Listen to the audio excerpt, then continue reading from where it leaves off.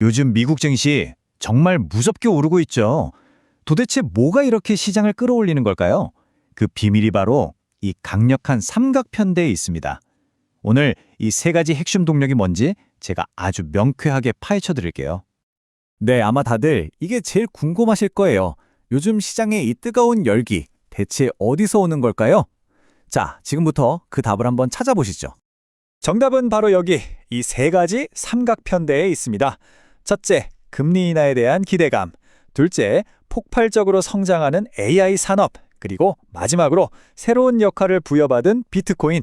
자, 그럼 첫 번째 동력부터 한번 자세히 들여다볼까요?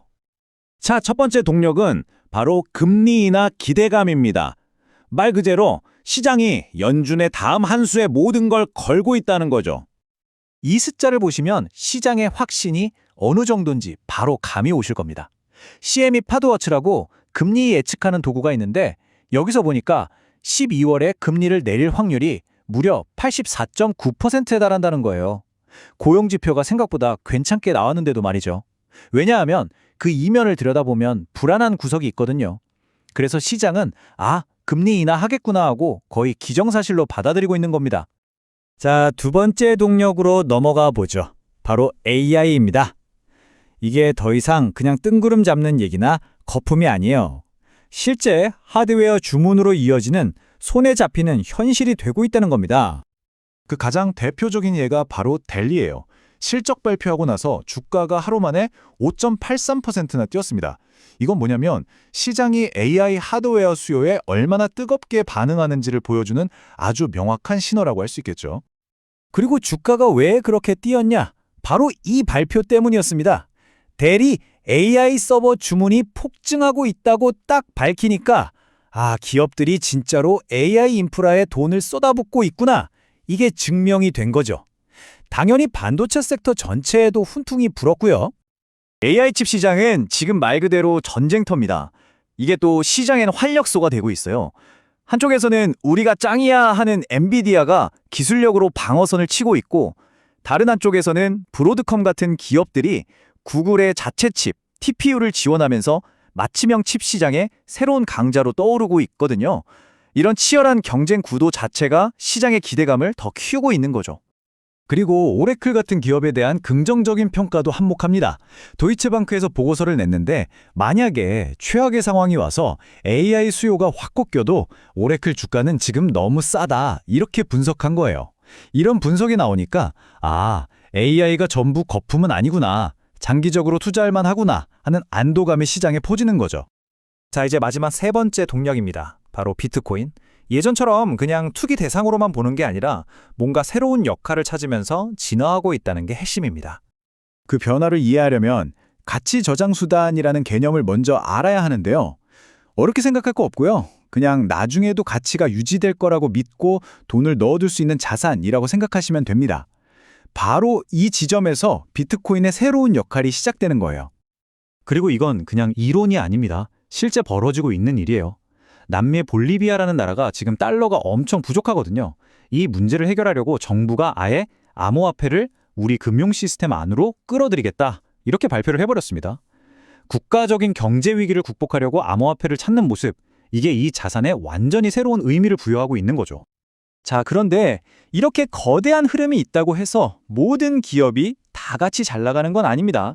같은 시장 안에서도 희비가 엇갈리고 있는데요. 이제부터는 그 치열한 전장 속으로 한번 들어가 보겠습니다. 누가 웃고 누가 우는지 말이죠. 자동차 산업을 보면 그 차이가 아주 명확하게 보입니다. GM이랑 포드는 아직 내연기관차도 팔아야 하고 하이브리드로 유연하게 가자 이런 전략으로 규제 변화에 잘 적응하고 있어요. 반면에 스텔란티스는 특히 유럽의 그 깐깐한 배출가스 규제 때문에 아주 고전하고 있습니다. 어떤 전략을 택하느냐에 따라 주가가 이렇게 극명하게 갈리는 거죠. 빅테크들의 AI 전쟁은 정말 하우가 다르게 판이 바뀝니다. 마이크로소프트는 코파일럿 생태계에 대한 기대감으로 주가가 쭉쭉 오르고 있는데 구글의 알파벳은 최근에 제미나이 3.0 때문에 확 올랐다가 이쯤에서 팔자 하는 사람들이 나오면서 좀 주춤했어요. AI 시장의 왕자를 누가 차지할 거냐, 투자자들의 평가가 계속 엎치락뒤치락 하는 겁니다. 소프트웨어 쪽은 더 복잡해요. 오라클처럼 AI 인프라랑 직접 관련 있는 회사는 너무 저평가됐다는 분석이 나오면서 강하게 반등하고 있죠. 근데 워크데이라는 회사는 앞으로 구독 매출이 별로일 것 같다는 전망 하나에 주가가 폭락했어요. 이게 뭘 의미하냐면 기업들이 이제 한정된 예산을 다른 소프트웨어에서 빼서 AI 인프라에 몰빵하고 있다는 신호로도 볼 수 있다는 거죠. 자, 그런데요. 이렇게 화려하게만 보이는 시장 이면에는 우리가 반드시 알아야 할 경고등이 켜져 있습니다. 바로 K자형 경제라는 건데요.